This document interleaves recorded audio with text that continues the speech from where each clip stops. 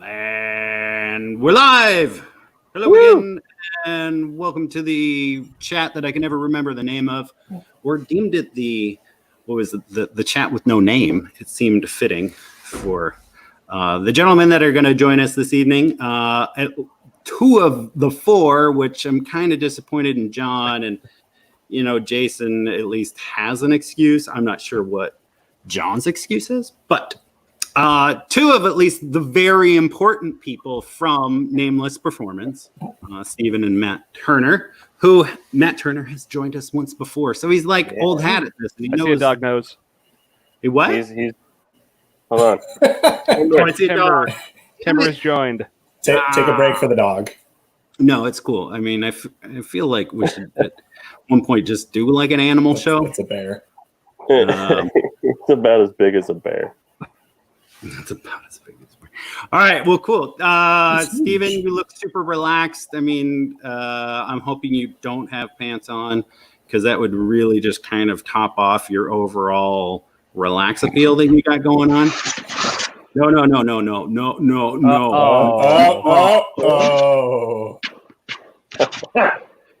All right, so the gentleman that started Nameless Performance isn't here to talk about Nameless Performance and its history and yada, yada, yada, yada. But, you guys have been around for a while also. I mean, so Stephen, Matt, how long, I don't know. Stephen, how long you been with Nameless? Oh, over 5 years now. Okay. Matt? 3.5 years. All right, so I'm remembering Nameless from back when Will Orders was around, and their involvement with him and his Insanity car and all of that chaos. That was many, many years ago. Back in the day with the 240. Yeah. That was 2011. Yeah. So, I mean, John says he's installing floors. And that's why he's not here. It's a lame excuse. I know. Gave him a whole week's notice. No. Yeah. Well, next time we'll give you like a month and a half there, John. I mean, we're just going to sit around and talk about your company. I mean, it's cool. It's cool. No. I mean, all my interactions with all the guys at Nameless have always been super awesome. And you guys own my we'll say second favorite rally car, the BRZ, which sadly sits in a showroom and it doesn't move. Yeah. Steven killed it. Yeah, Steven killed it. So Steven, I think Steven did it in. I've just finished it off. So why? Who's going to explain to me why the car doesn't move and why it's pretty? Not? It's pretty wrecked. Was it Idaho that wrecked it, or was it the spin out at Olympus that wrecked it, or a combination of the two? Idaho. So Idaho. Because I was going to say, you came into Olympus and the whole front end was bad. Oh yeah, I hit a tree. All right, that'll do it. Yeah, I mean. But you guys have master fabricators. Just rip it off and put a new one on. That actually wasn't that bad. The rock at Idaho 2016 was worse than that, where it also ripped off that same side of it. Okay, so when was the last time that thing ran? Tour de Forest when the clutch was going out. No, Olympus when you crashed it. That was I guess Idaho was Olympus when you spun out. No, it got fixed, and then we went to Idaho, and then the rear subframe fell. Yeah, so Steven was complaining about a noise in the rear at Idaho, and we couldn't find it the whole day. And I think me and Nick, who worked there at the time, were in the parking lot re-prepping it. I don't know how we came upon the subframe. I think maybe we were trying to jack it back up to lower it down off the pin stands, and like the whole subframe moved or something. I don't know. I can't remember how we figured it out, but yeah, the whole subframe was moving around in the rear of that car. So was the body mounts for it, or? Yeah, they were completely ripped out. Yeah, ripped out of the frame. Oh, okay, fair enough. Really? What the front's pretty bad on that thing. Like, well, didn't you shear the top entirely off of an MCA?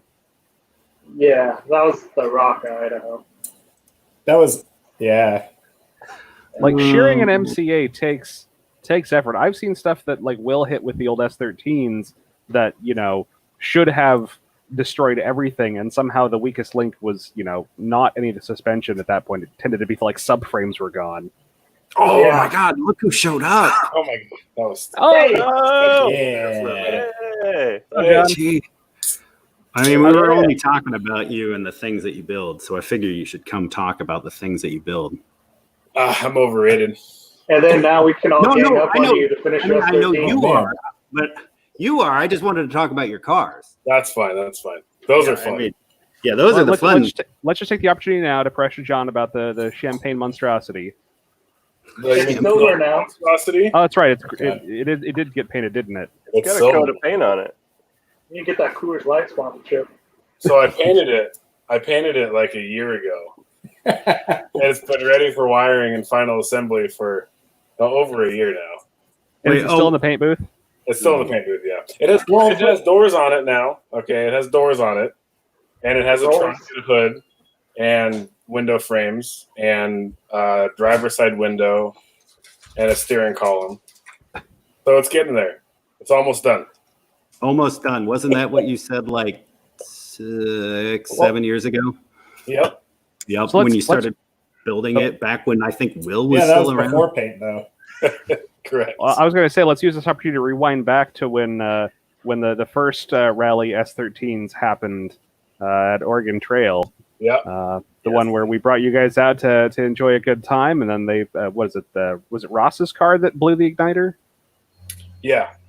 Like so he blew at the press stage. Yeah, at the press stage. Like an O2 sensor fell out and melted some of the harness, and melted half the harness together. So the igniters weren't working on his engine. So we had to. They were trying to fix it at the side of the road in the pits. Right. And we walked up to them and we're like, "Hey, you guys need a shop to work in?" And they go, "Yeah, that would be cool. Where are you guys at?" We said, "Oh, we're just north of the river." Little did they know we were actually like 20-something miles north of the river in the woods. Oh, is this still I hear banjos. Yeah. That's what they said after knowing we weren't going to murder them. Sure. We pulled up to the shop and they're like, "Man, we're driving up through the woods and the mountains, and all we were thinking of was like that movie Deliverance. We're just gonna come up to the woods and get murdered." All right, so pre Will and all of that, where did Nameless come from? Because I mean, like, short of that, like, I just know no recollection of you guys. So tell me. Well, you want the long story or the short story? The longest short story. Cool. So Jason and I went to like a Tuesday night car meet every Tuesday, obviously, because it's called Tuesday night car meet. Sure, I would expect it on a Thursday or yeah. And, Dylan, high five. So wait, crap, it's that way now. Okay. Sorry. Is it mirrored? It is. It's reversed. Don't try to figure it out. We do this every show. Yeah, we were doing that earlier. Okay, so Tuesday night car show on Sunday evening. Yep. We not a car show, car meet. So people who actually do things with their cars, not just park in a parking lot. Yeah, that's weird. Red door meet. Excuse me. This is actually like when that was getting rolling back then in like 2009? I almost said 29, but that doesn't. 2009? No. Yeah, so like 2009, we were hanging out together at car meets, and he was the weirdo with the synchro van that showed up all the time and had the weird BMWs. I was the weirdo who was constantly working on somebody's. He's still that guy. Yeah, so I was the guy who was always like dirty under someone's car, and when we're supposed to be hanging out. And one night it was up at his house, up in the woods, and we got talking about 6 beers in, and I go, for some reason the conversation got to the previous business ventures that both of us had. And I had tried to start a couple businesses in the past with various business partners that never worked out for whatever reason. And so They he. suck. I can't say that. Oh, no. I did. I don't know them. But it's cool. Cool. Yeah, so we got talking about that, and we're like, well, it's always not worked out because of a partner and some shortcoming with that partner, and just whatever, And I jokingly said, well, I could build anything, and he was like, well, I could sell anything, and we were like, let's build and sell things. Build and sell things. Shook hands, and the week after that, we got together with the third partner. There were originally 3 partners. Okay. To go and have a meeting about the whole structure and who was going to do what and what it was going to look like and what we actually wanted to do. And we decided we wanted to be an actual manufacturing company, not a speed shop. Interesting. Because speed shops don't have any holding power and manufacturing companies do. It's true. And you can be a manufacturing company with a speed shop, but you can't be a speed shop that has holding power. Except very rare cases that does happen, but it's more common you'll have a brand that has a racing division than a racing division that has a brand. Yeah, totally. And we were talking about why we wanted to do it, and the thing we kept coming back to was that we wanted to bring manufacturing back to America, for one, because it's been outsourced for so long. For sure. The best way that we thought of, or the funniest way anyway, to make our brand would be to kind of poke the flood of nameless Chinese parts in the eye by calling ourselves Nameless with a capital N. So, like that, this part that I got is Nameless. It's not one of the no-name garbage brands. It is Nameless. Right. And that stuck. And since that day, it's been kind of the hook that makes people remember the name. It's a conversation starter, I guess. So what did you guys start manufacturing? First product we made was a set of Jaguar downpipes for a 2001 Jaguar XKR. Sorry, I'm looking into space because I'm trying to think. No, it's cool. It was one of our close friends, Dan. That's the John equivalent to a hard drive light. Yeah. So he brought it in and wanted us to fix the downpipes on it because the stock ones were $1,600 a piece.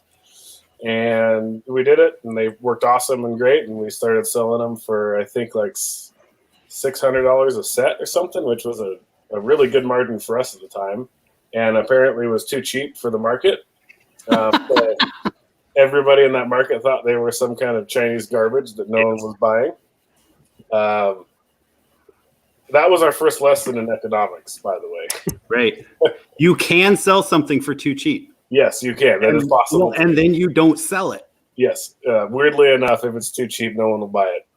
So we learned that with those. We bumped the price at one point another $200, and they actually started selling. That's awesome. But our first real product that actually kind of made our name was the Axleback for the 2011 STI sedan. Pioneered the market. Nobody We had did. that.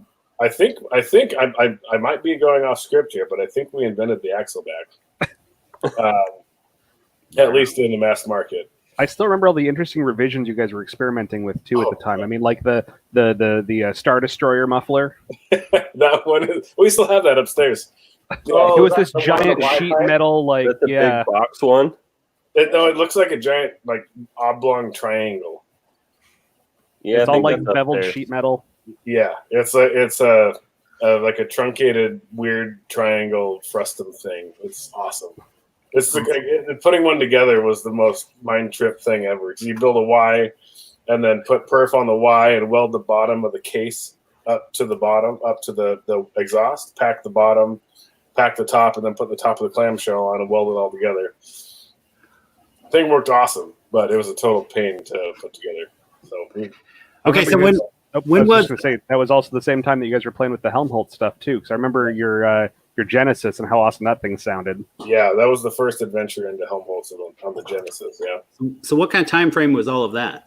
So the STI Axleback was 2000 and early. I want to say early 2011. Oh, okay. And our friend. So there's a little backstory there. Jason and I both never wanted to be a Subaru shop. Like, did not want to make Subaru parts at all. Never wanted to touch the things. The market was too flooded. There was too much stuff going on in there, and we would never be able to make any traction. Right? You drinking straight out of the bottle? Yeah, no, yeah. It's cider. No, damn it, Dylan. Yeah, He would have been dead by it's now. almost empty. Or his liver is fully It's almost pickled. empty. Don't worry about it. He's I'm 95 too- pounds I wet don't and like 80 doing pounds of his dishes. I liver. don't want to fill a glass. Jeez. Okay, sorry. Cody's the alcoholic tonight. That's all right. That's all right. We all got one. I know.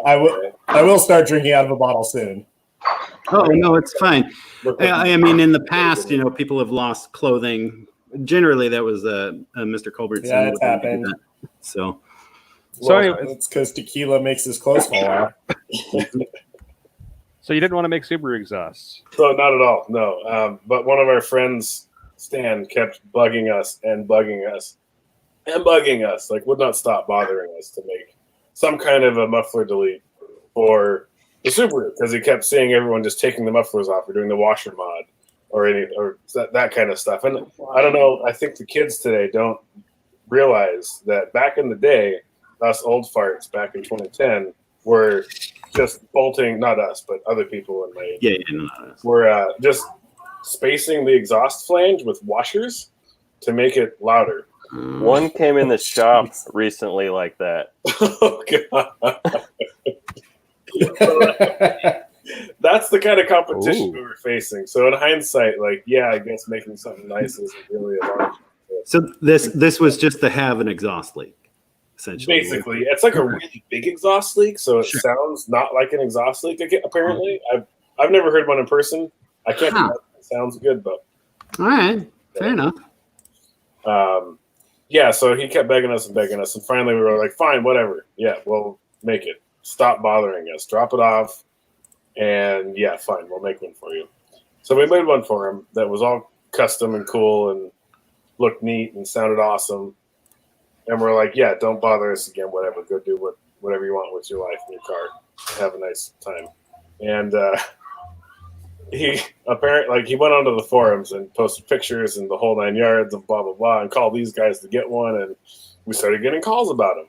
So we sold 10 in the next month. And we're like, what is happening? We actually have to make a product and a web page and all this garbage. And then it started being 10 a week, and then 10 a day. And at that point, I was working 2 jobs. Jason was at home doing the sales stuff. Because the shop was at his house. I don't think I said that yet, but it was in his garage at this point. So it was me and him, and Guy was helping. They're helping a little bit. And it got to the point where it was I couldn't keep working 2 jobs. I was working 10-hour days and then another 8 hours at the shop. And I was getting naps, 4 hours of sleep a night during that year for a year, and that got old. So we had to expand. And at that point, we're like, I don't know if we can afford to hire somebody, but we have to if this is going to keep working. So we ended up hiring Zach, our current lead fabricator. Robot machine. Machine. I don't know Zach. It's kind of just history. That kind of just took off, and we started being. So you turned into a Subaru shop. Yeah. No. Yep. All right, so then Will came over, and that was cool. And then I feel like there was some mystical was it Oregon Trail 2012 or 2013? 2012 was when we met him. Yeah, that's okay. Yeah. And then somebody slammed on the accelerator for you guys, business wise. I swear, somewhere along the lines, you Things guys went plaid. Yeah, we have officially hit plaid. Because you guys just blew up, right? Yeah, a little bit. I mean, honestly, the blow up happened from year. It was there actually because it was like year 3 to year 4. So like year 1 was like 22,000 in sales. Year 2 was 6 times that. Yeah. A little more than 6 times that. And then year 3 was 6 times that. And then it was just exponential past that. Wow. And I'm not going to say any numbers, but yeah. Sure. No, you know. It was ridiculous. And I don't know what.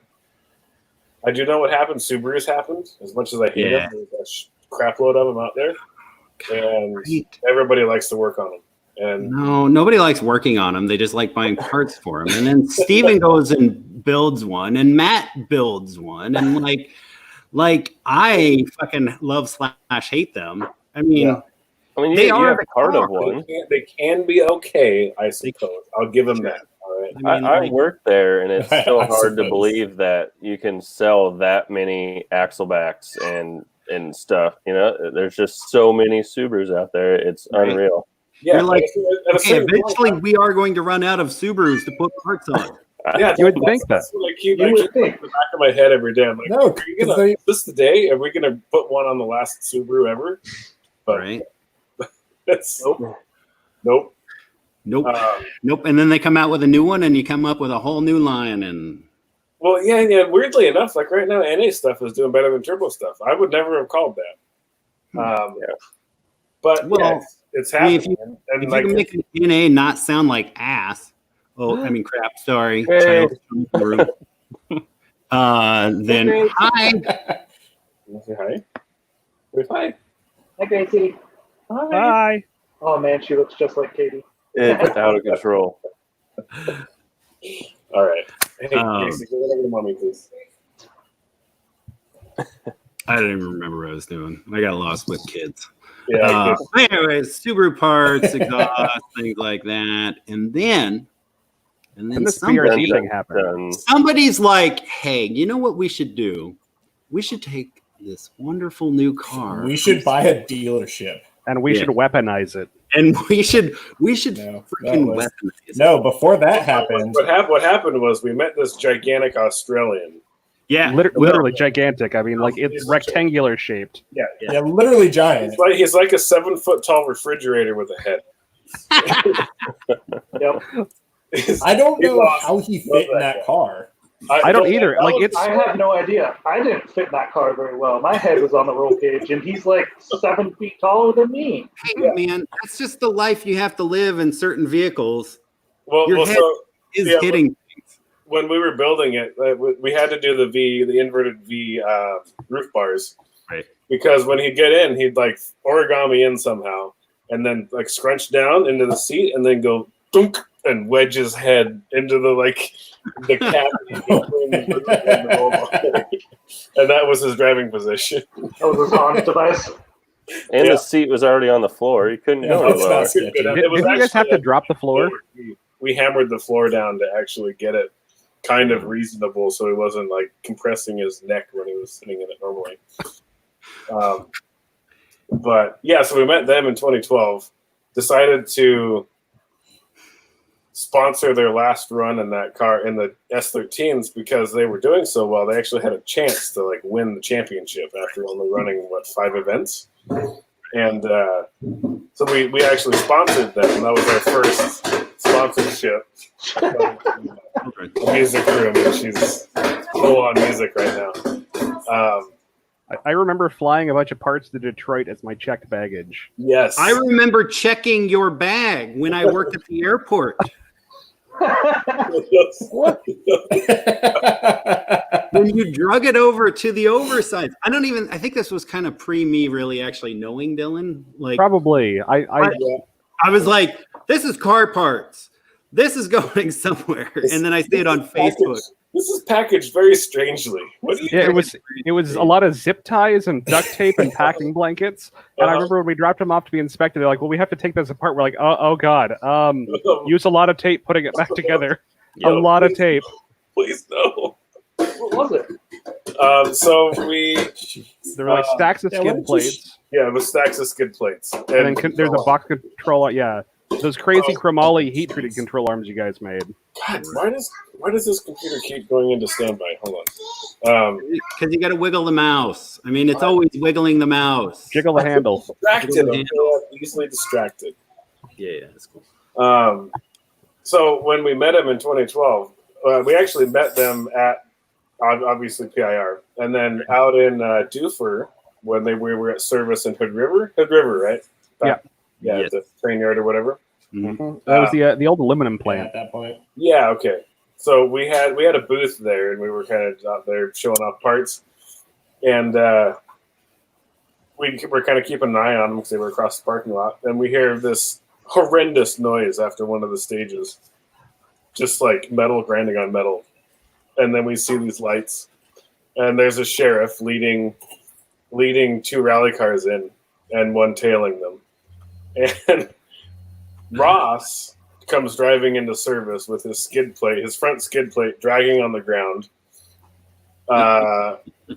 Something else totally messed up on his car, just wrecked, completely wrecked. Barely made it into service, came pulling in. Will came rolling in with his back wheels at like 45 degrees, smoke billowing off the whole back of the car. Came ripping into service at like 60 miles an hour. He like gave a hand wave to the cop. Came into service like we got a half an hour to turn this thing around.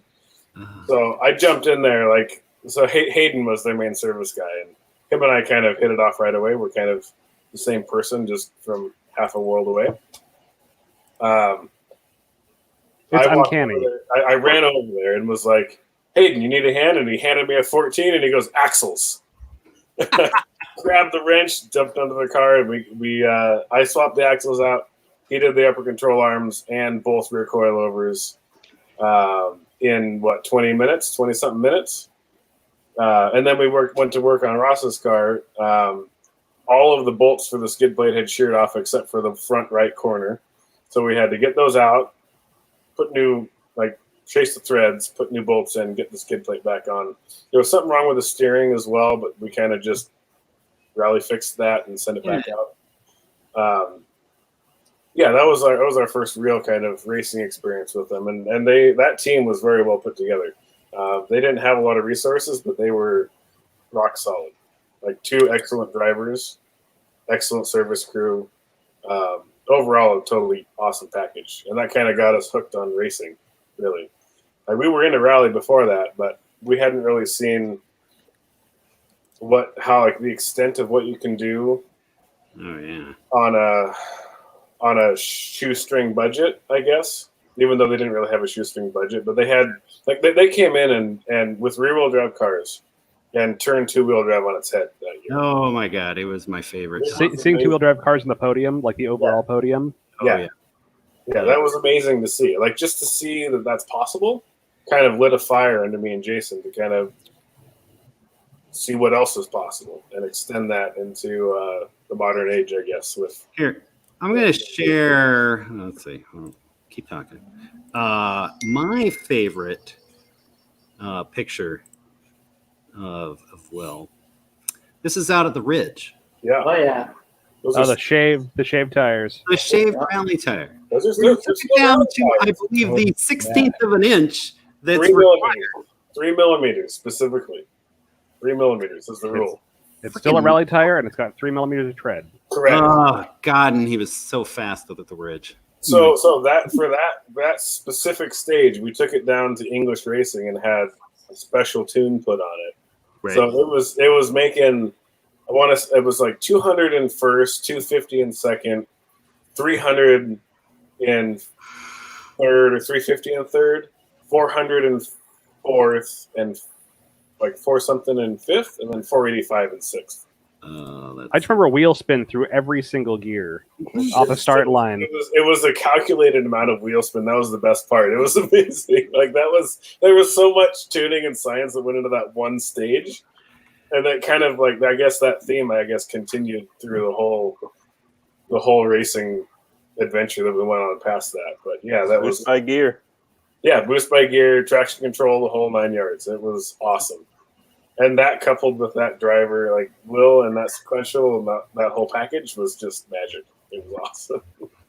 And so, actually, the setup we had on it was a special suspension tarmac setup, right? So we had different ride heights, different damper settings, the whole 9 yards, right? So when it came into service, we after that stage, we had to raise the car up, soften the suspension, put good tires back on it, change the brake pads, like do everything, right, in a 20-minute service. So I'm under there trying to do the coilovers. We got another guy doing the tires. We have another guy doing the adjustments. We have another guy cleaning. And Aaron's in there putting the tune back to gravel spec. And Jason's running around trying to get like organize everything and help us do our jobs like he's very good at doing. And he had his hand resting on the trunk, and I was in there just reefing on the coilovers trying to get the collars up, right? Because everyone here knows how rough gravel coilovers are, right? So we had to get all 4 corners adjusted up another inch in a 20-minute service. So I'm there with my wrenches. The whole car is rocking, and the trunk is on its little stand, right? And Jason's resting on the corner of the car, on the edge of the trunk with his hand just like that, talking to us, trying to see what we want. And like I do a pretty good rank, and the hood, the trunk pop falls out, trunk comes down, boom, down in his hand. He goes, I was looking at him when I was talking to him, and I saw it come down, and he goes, it like just runs off. Oh, that's good. And like we can't stop service. I'm like, oh man, I hope you're okay. Go find It's not broken too bad. It's fine. Everything's good. Everything's fine. It's rally. It's rally. And then after a whole national tour, then this idea for the BRZ happened. Yeah, I kind of want to know where like the whole like what because you were going to try to like build another S13 or something for Will and Yeah, so there was a question on whether or not the cars would be able to stay for Olympus because of the time frame of the racing license, the importing and all that from Australia. So we ended up actually sourcing another S13, which became the Champagne Wonder that I have right now. It's now silver. never-ending project. The never-ending. That's all my projects, man. It's pretty much final assembly stage. It's really close. It is. It's at least in the next 5 years it'll be done. I just remember as soon as you got those MCAs, it started launching off of curbs by the shop. I've never even seen it move, besides getting pushed. Well, because I sold the engine that ran. Details. I know, right? Yeah, in hindsight, that might have been a poor decision. Well, I mean, if you ever wanted to actually finish it, yes. Yeah, details. Yeah, it's fine. It all works out.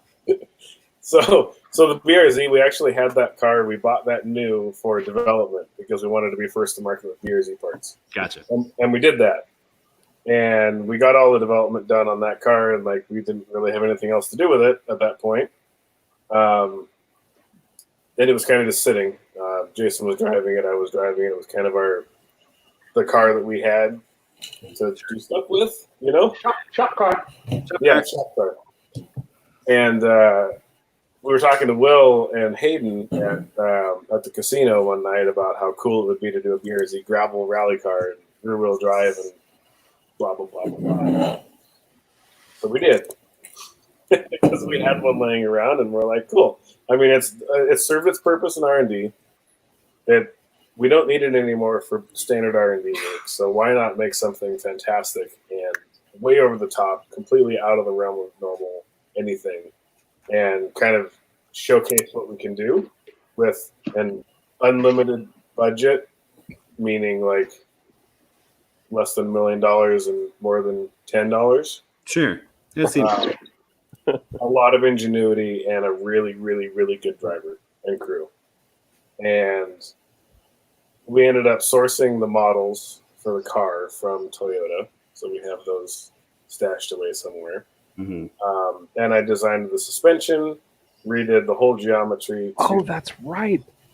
Oh, Sorry, yeah. I just remembered the fact that it's cut out the rear towers, went to McPherson rear suspension on the car. Yeah, it's totally. It's completely not a BRZ anywhere anymore.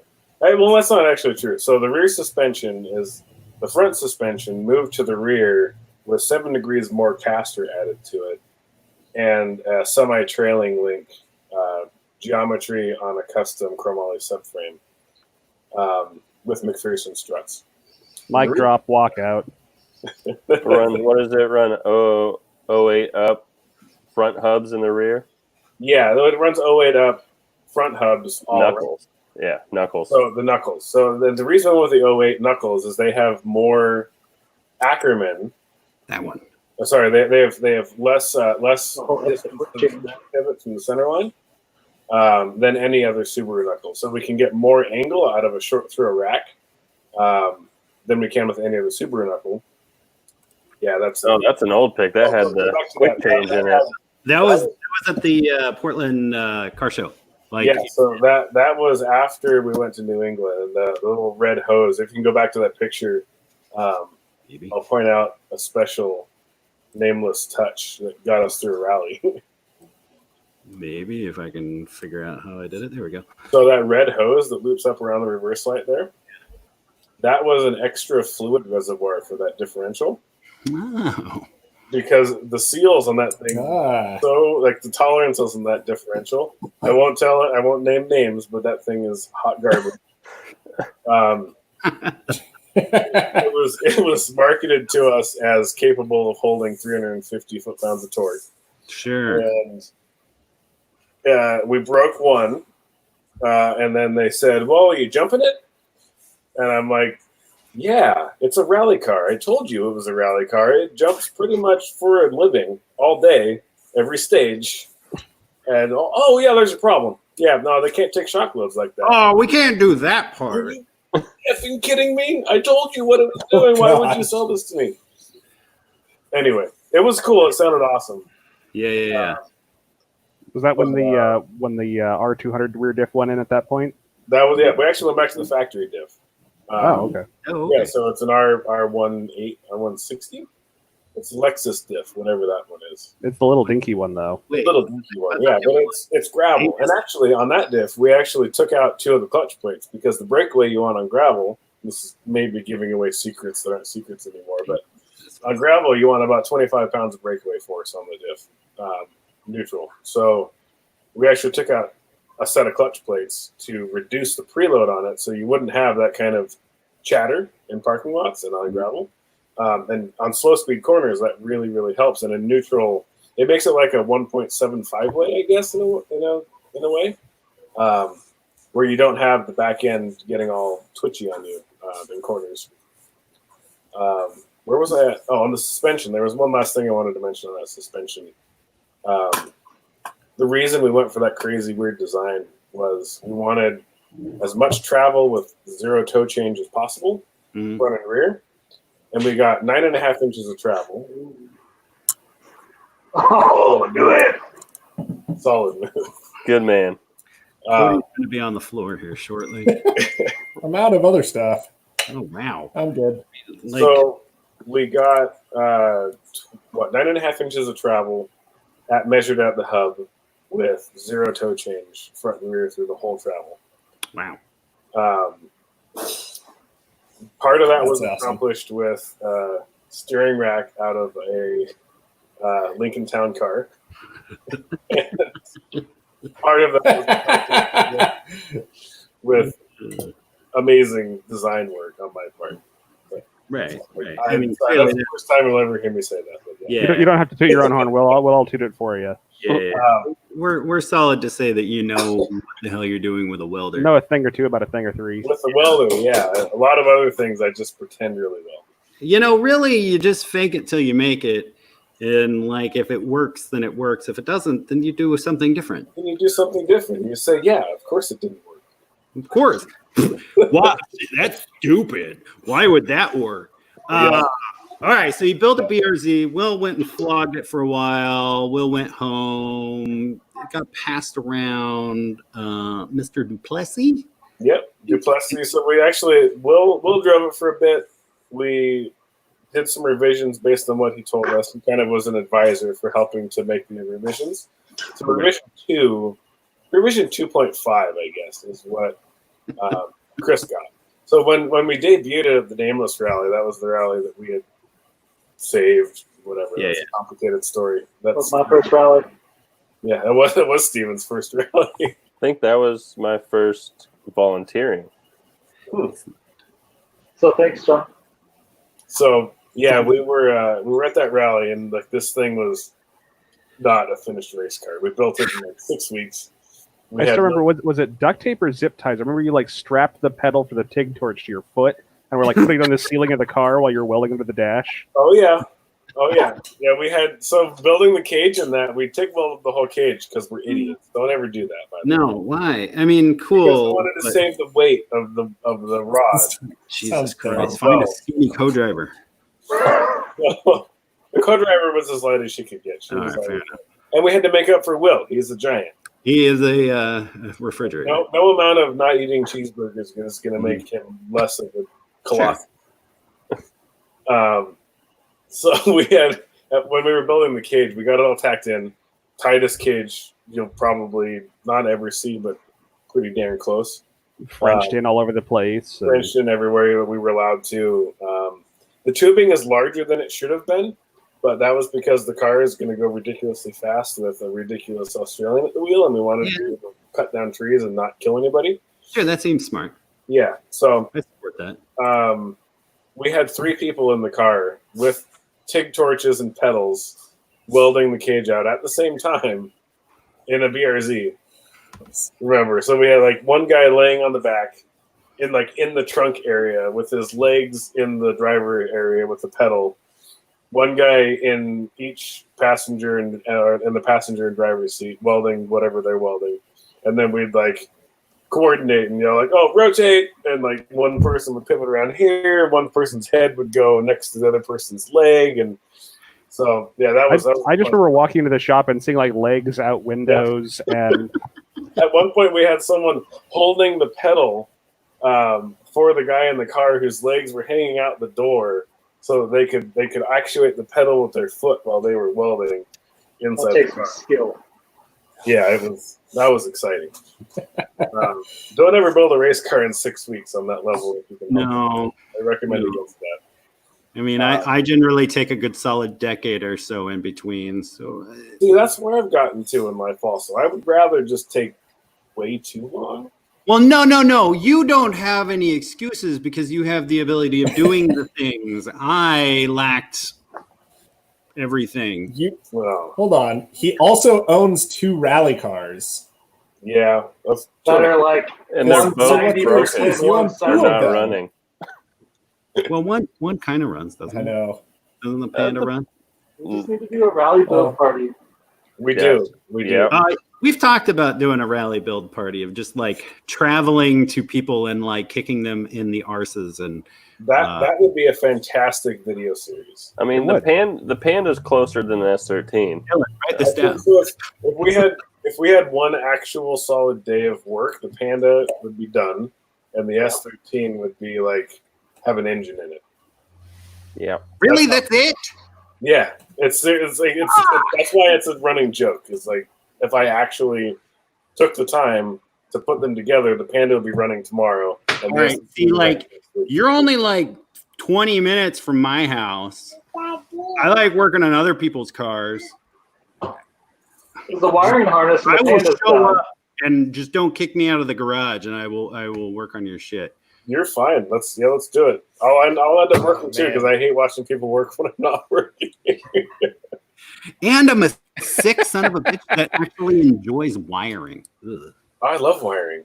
I mean, like I generally try not to I had admit to it. go up to the data center the other day, and I was looking at your wiring projects in flight. The ones that I have? Yeah, all the components up there. Oh yeah. There's my Motec laying around on a desk somewhere, and Well, I mean, like completely honest here, John. Like I have officially ran out of crap to do to my car. Yeah, Like you can come There's always on mine. something to do. no, I have reached the hey only if we're stuck in a pandemic list. yeah.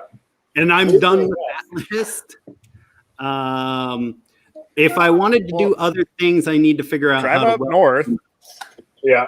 So, Well, weirdly enough, we're in the middle of a Yeah, pandemic. Steven needs help too. You're welcome to come hang out and help.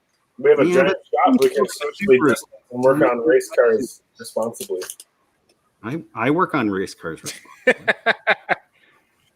Uh, Actually, I- my level of OCD, I'm not sure how well that would go with everybody.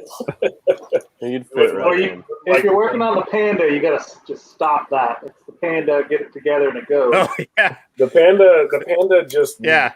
If it works. The in S13 VOCD about. Yeah, so Okay. I made the poor choice to rewire the Panda. Okay. that's I don't not a think poor that was choice. a poor choice. That was if you ever looked under the dangerous. dash. Yeah, I looked. that at was a fire waiting to happen. That was more than a fire. That was like there was going to be a black hole created by whatever was under there.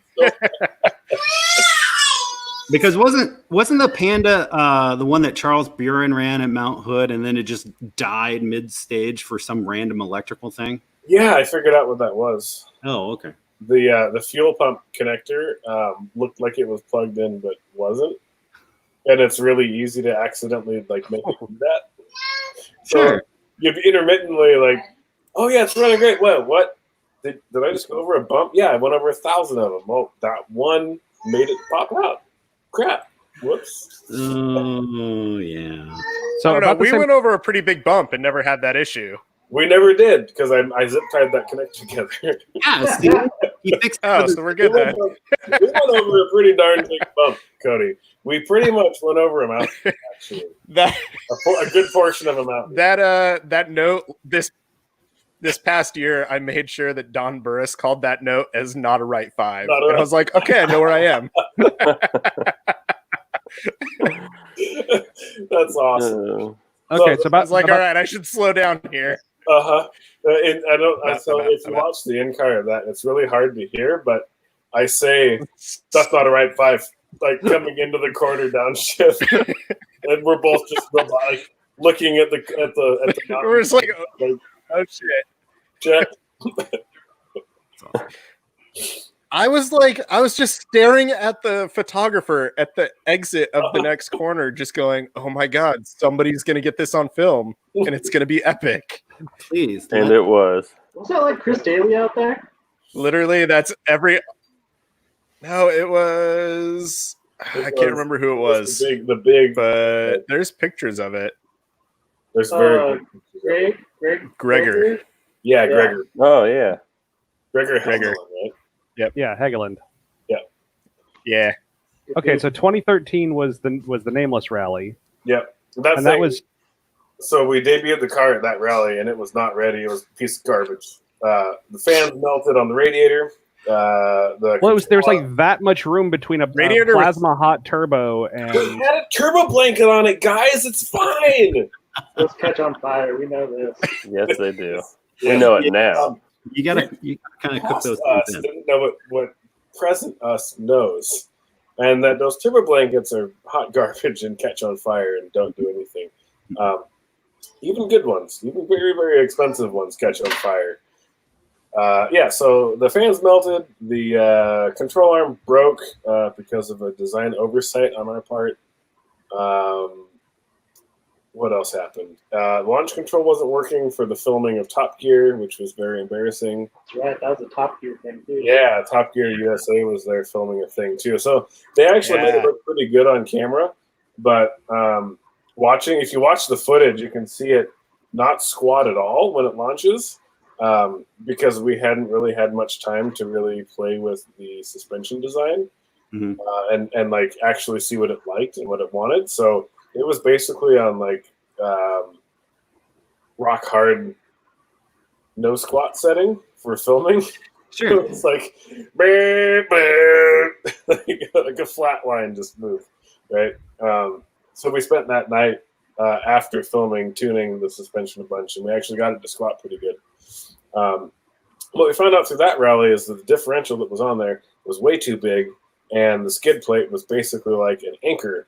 And every time you went over any kind of small compression, the differential would hit the ground and stop you and try to tear itself off. and basically was terrible. So Now it's hanging on the wall. And now it's on the wall in the museum. Yeah. So yeah, we did that. That was actually that car. That BRZ was the first BRZ or 8.6 ever in competition on gravel in the world. Excellent. Which is pretty cool. Pretty cool. Nice. It was around the same time that Gazoo Racing 8.6 thing came out, but they had footage of it on gravel, but it wasn't in competition. So there's a lot of confusion over that. Huh. And it was all-wheel drive. And it was kind of lame looking. Oh, who? Why? Why, people? Why, Stephen and Matt? Why do you want the power to all the wheels? It's so boring. Thank you, John. Okay, so then after you had like the full meltdown, that's when you decided to like mount the radiator in the car behind you. Yeah. So when Chris came on board, we talked to him. We're like, "Hey, you want to drive this thing?" And he's like, "Yeah, duh." And yeah, duh. The fuck. That does sound like a response Chris would have. He was the obvious choice of drivers at the time. Like he was super accomplished at two-wheel drive, awesome guy, super fun to be around, really skilled, amazing driver, and very in tune with the mechanics of how rally works and how the cars have to work. And this car needed that. It needed a driver who could give us feedback and help us develop it and really kind of move it to the next level past a piece of crap. And so we brought him in. We showed him what we were doing with it, and he was like, "What is like that? No one's ever done this before. This is amazing. This is crazy. You guys are crazy. I love it. Like, I hope it works." And, when he showed up, I was putting the rear mount radiator setup together. I hadn't got it done yet. We just got the sheet metal in, so I was like welding it up when he flew in. Someone, I think Jason picked him up from the airport, and he showed up at the shop at like 11 o'clock at night, and I'm in the back of the car welding on the radiator shroud, getting this all fit up and trimmed, and it's like the rally's in a few days. Like we have to leave in a few days, and yeah, pretty normal. Did some. Wait, what do I? So what? Rear mount radiator. That's pretty normal. So we had I had Chris on here, I don't know, last month or something. Yeah. And so I had no idea who the hell Chris was. I will be fully honest that I am like the worst rally fan on the planet. I mean, I got my people, like, and I've got like my old people that I really love, but like anybody say past, I don't know, 1999. Yeah. I have no idea how through half the people are. Anyways, but I remember him in your car at, what was it, PIR, and they were doing the parade lap, and all I hear is like this, whoosh, and like this cackling coming from the car. And who was it? Was it Don? Was Don co-driving for him at the time? No, that was Steven and Don, right? No. Oh, okay. But Don drove for me. Yeah, Don co-drove for Alex co-drove for Chris. Yeah, Alex did. Okay, so anyway, Alex co-drove all for I Chris. see are people cackling unbelievably loud in the BRZ as they're like going on their parade lap, and so that was my first introduction to Chris. Yeah, that sounds about right. The in-car from Chris, the intercom in-car is hilarious. We have so all the entirety of the Oregon Trail Rally, including transit. You made cake for me? My daughter made me cake. Sorry. You made cakes for us? Yeah, show them the cake. You gonna feed it to them? You have enough for everybody? We have the entirety of the Oregon Trail Rally in-car intercom footage and audio, just like start to finish, like stream of consciousness. There's really, really impressive gems of wonder in there. It's like on transit, what Chris and Alex talked about.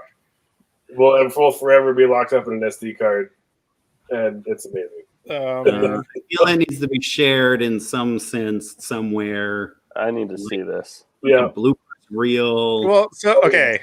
Turn it into For people that have never been on transit in a rally car, transits are when you have the most bizarre conversations. Yeah. And it's just like weird crap comes out of your mouth. And you're like, yeah, this totally makes sense at this point in time. And then you look back at it and you're like, that was a really weird conversation. Yeah, but it's The fun. conversations Jeff and I have are quite awesome. Yeah, I can imagine. I can imagine, yeah. He's a character. Yeah, I can only imagine what happens It's so when fun. things aren't being filmed. So, Stephen, you were with us for the New England trip with Chris, right? There's a good story. That was my first week at Nameless, and John and Jason were like, hey, you want to hop in a truck and drive to Maine with us? And I was like, sure. 56 hours later and zero sleep, we get there. Hey, we slept in the back seat sometimes. We had like a rotational shift going on. Yeah. It was a good time. It was pretty cool to drive across the states like that. No better way to meet your new bosses. Yeah, seriously. Yeah, like Jason's feet fucking stink. Like learned either that they're right going to away. leave a different state, or you guys have a new relationship that is bonding. So It was really good bonding. It was. So that was a good time, and yeah, we got the car going, and John needs we to had to wiggle. work. What did we do? A timing chain as soon as we got there at like 7 in the morning. Yeah, we did a timing chain. We did Fuel pump. I remember I had to pull the fuel tank. fuel pump, alignment, finish up some wiring. So pretty. Yeah, it was miserable. That was a terrible time. And then the That car. was, So, I was gonna say that was 5-hour energies and huge 22-ounce monsters. dude, hopes and dreams, man. That was that's the thing that like. I feel like a lot of people in the rally community kind of look at us like the big guys because we have fancy crap and we have fast cars, I guess. But we're no different than the club dudes. Like we stay up all night and work on cars with crap tools and just make it work. Yeah, but you also have cool cars, so you're in a different level than us. So Yeah, Speaking of Steven. the application of the passion is still the same, I feel like. no, absolutely, I fully agree. Well, I think that's true. Well, I'm not going to say true all the way to the top because I feel at some point it just becomes a job, and At some point it becomes a business, and Well, honestly, like at the end of the FD run, that's what it had become, and that was a big portion of me wanting to pull out and just stop doing that. Is it's not fun anymore. It's just a really good way to spend a crap load of money on business. Yeah. Like, and that's not what I'm about. So I do miss Waffle House. I miss Waffle House so bad.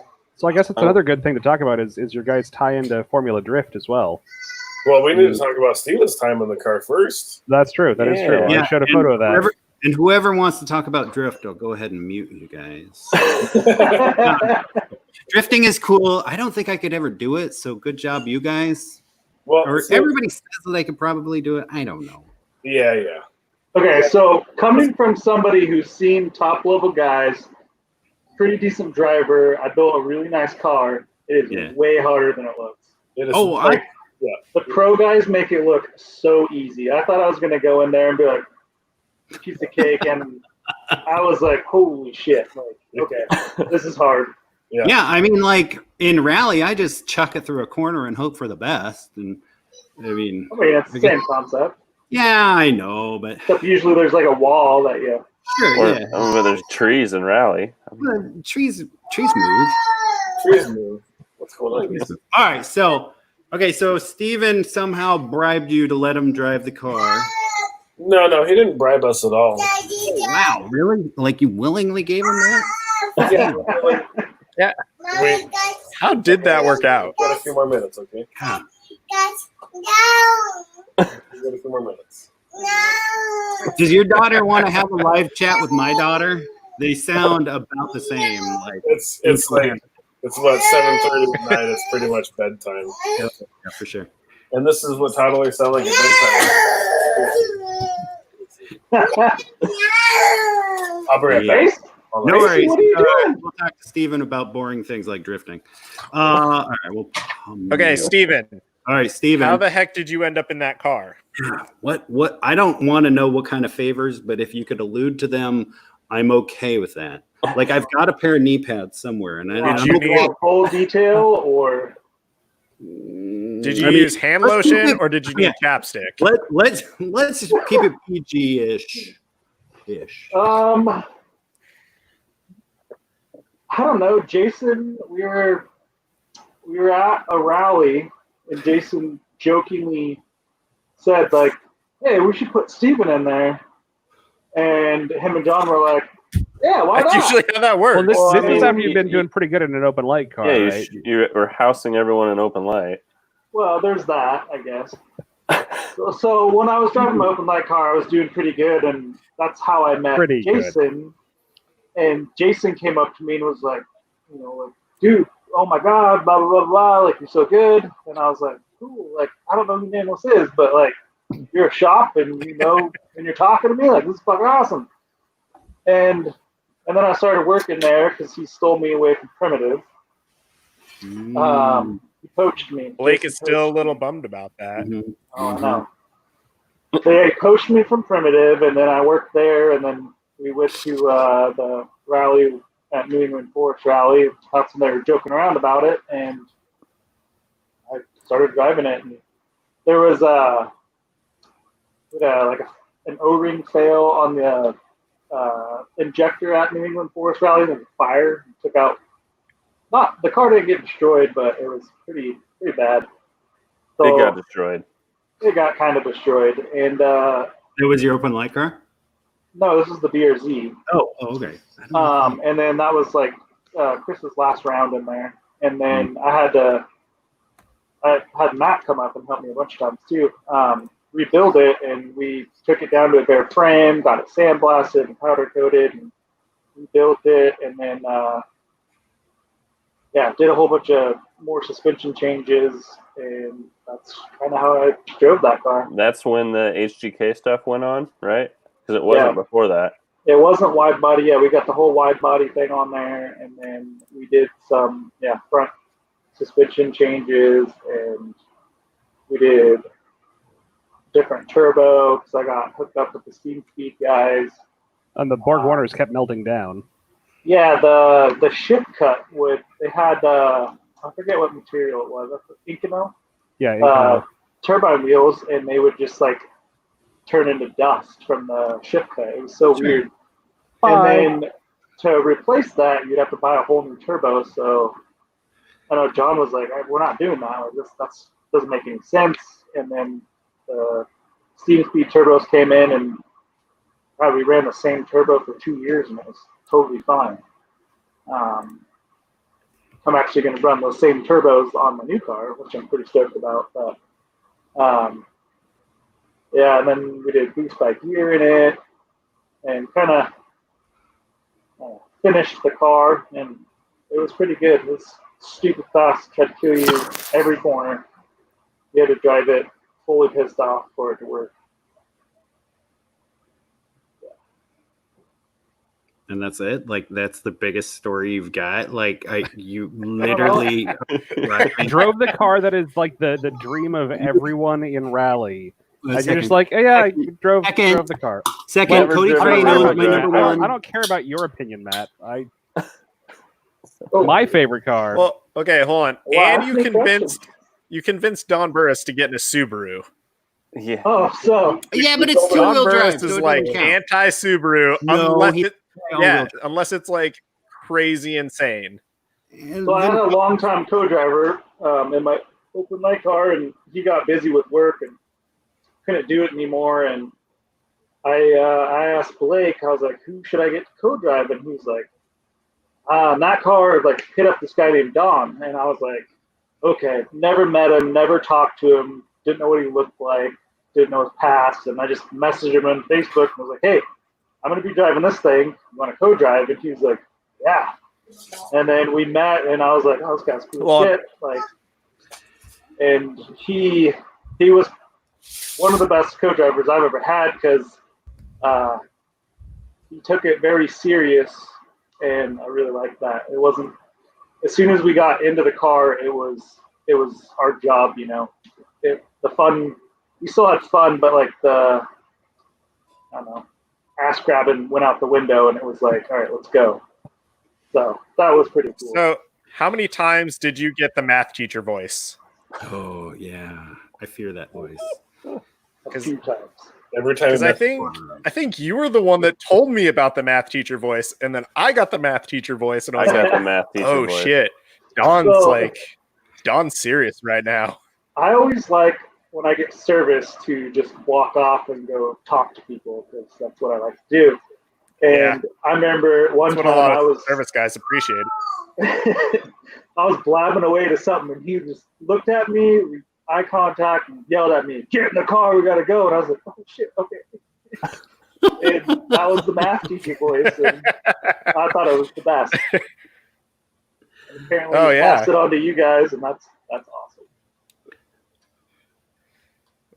We were going down to Watzel, and like probably 2/3 of the way down the stage, I get the "You don't need to push so hard." I was like, "Oh shit, Don's being serious. I need to like hold it back." It was just Don is somebody who, if you're like new to rally and you know enough to get yourself into trouble, Don is the guy that will keep you safe and get you to the end of the rally. He was my co-driver at my first event. So, right. So I was like, "Hey, all-wheel drive Subaru." Don. I kept telling Matt to go ask Don to do it for him because he'd make a great first co-driver. He definitely helped me out with like the aspect of just time controls and not knowing that side of the racing side because I came from service stuff. Mm-hmm. But the first thing he said when we got back to the hotel and the rally was over, he said, "If you ever want me to co-drive for you again, you better make sure it's 2-wheel drive." I can see Don saying that. Yeah. And that's why he rode in a 2-wheel drive Subaru. I've got the Subaru. He was really good for Steven in that car, I think. He was the other level head.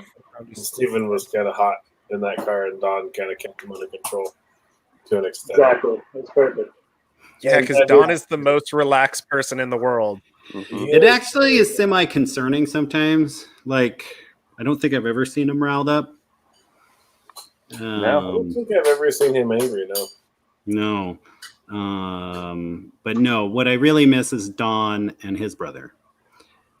Tom needs to get off his duff and go put the car back together, Tom, because I miss the Beerus brothers. Mm-hmm. So, all right, so you drove a really fast car. John was stupid enough to give you the keys to. What story did Steven tell you guys? I was gone with my daughter. That time. Well, how he officially got to drive the car and like the things he had to do for it. Oh, there were a couple cases of chapstick. Yeah, there was lots of bleeping. Well, there was some pantomime. Just had to rebuild the whole thing from scratch. It's not a big deal, right? No, it's fine. No. So yeah, him and Matt really put a ton of work in to get the thing back in like fighting shape. I don't know why, but Igor just popped in my head. Remember when he dropped the car? Yeah. This guy named Igor that was doing the powder coating, he dropped it. And they would not own up to it when me and John picked the car up. And we were like, those dents were not there. And they're like, yeah, they were. And we're like, no, they're not. Like, you dropped it. The frame nose is caved in, you idiot. No, this wasn't like that. It's powder coated. Oh. Igor. Yeah. I just remember asking Steven if I could come up and help with that, because I had helped him in his open light car. And he's like, yeah, sure. And then walk into this shop and not knowing John or Jason, just like after hours walking in there. It was crazy. I wanted to tie in and say, okay, so we've heard like Steven's story about coming from Primitive, and so how did you land at Nameless, Matt? Yeah. So I started helping Steven in his open light car. He got up to Nameless, and I was just like, hey, you should, since, you're not running the open light car anymore, let me see if they'll let me crew for you guys. And he asked John and Jason, and they said yes, and showed up. I mean, not knowing, I knew enough about cars, but I hadn't worked on cars like for a while in a long time. Hustled. And I just worked hard, and they invited me back to the next rally, the next one, and then it just went on from there. Yeah. I remember because John came up to me and was like, hey, what do you think about if we hired Matt on to work here? And I was like, fuck yeah, that's awesome. Let's do it.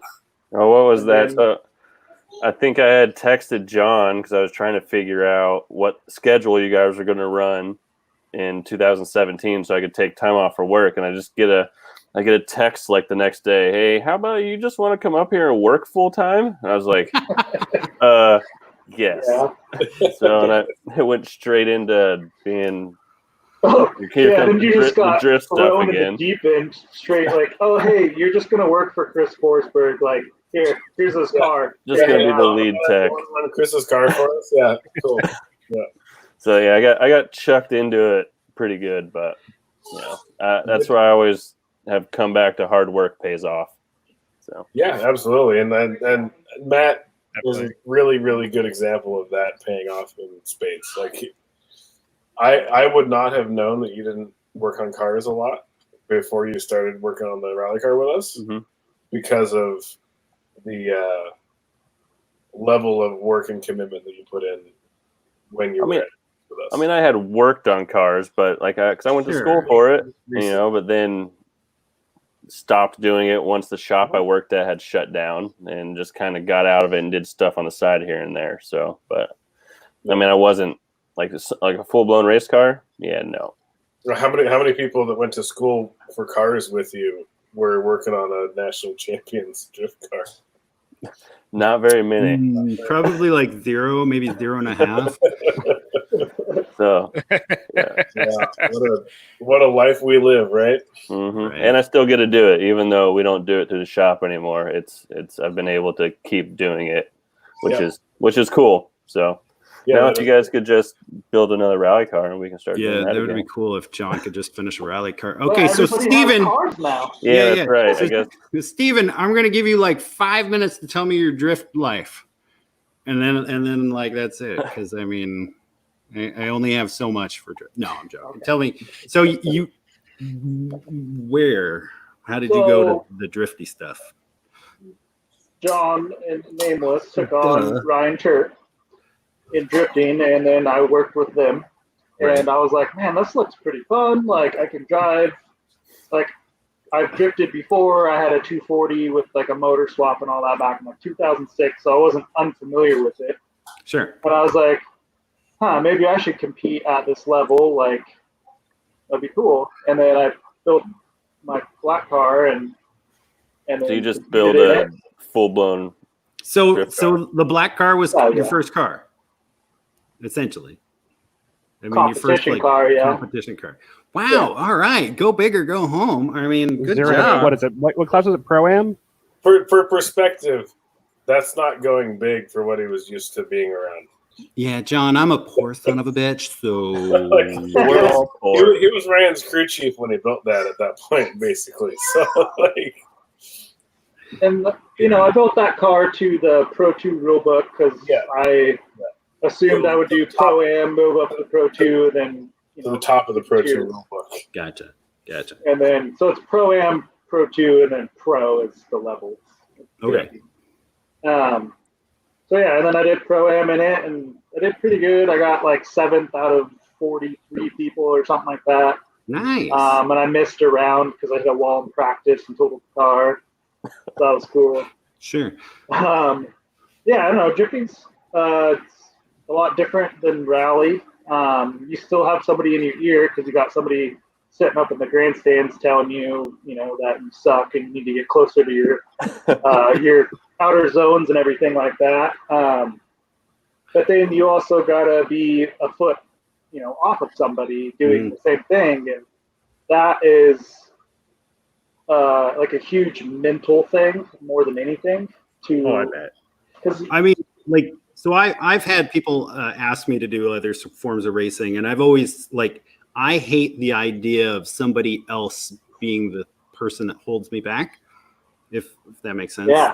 My own mental block should be the only thing that slows me down, not because there's a car there. So like anybody that can race wheel to wheel, like I have, you got more stones than I do because I'm so passive. Like, oh, okay, no, you're fine. Oh, it's a weird sport to be around. I didn't really watch much of it, or even, I mean, I knew what it was. I've seen some videos sure. prior to being involved in it.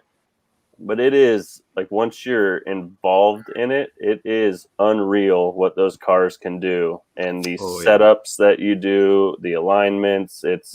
There's a lot of roundy round NASCAR type stuff. It is to make a car have grip that fast sideways is unreal. Right. I mean, I'm not downplaying like the craziness of it all. It's just and the mental aspect of it too. It's the aggression that's required to drive at that level. Oh yeah, driving inches off the door of someone else. Like you can't be tentative. You have to be prepared.